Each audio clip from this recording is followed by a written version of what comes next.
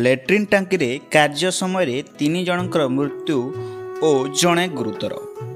हाँ दर्शक बंधु, सूचना अनुजाई संबलपुर जिला जमनकिरा ब्लॉक अंतर्गत फासीमाल ग्राम पंचायत पुकुड़ा ग्राम रे आज बसंत देहुरी नवनिर्मित लैट्रिन टांकी रे सेंट्रिंग खोलिया निजे बसंत देहुरी, भरत रणा और देहरुणीमाल ग्रामर श्रीकांत मुंडा और सिद्धांत मुंडा पशिथिले।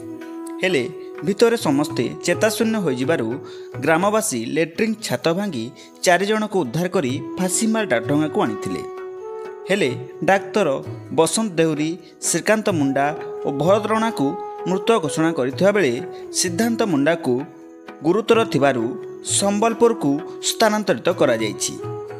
जमनकिरा पुलिस घटनास्थल रे पहुंची तदंत आरंभ करिछि। प्राथमिक तदंतरु लैट्रिन गात 3-4 मास संपूर्ण बंद थिबारु भितरे विषाक्त गैस थिबा अनुमान करा जाउछि।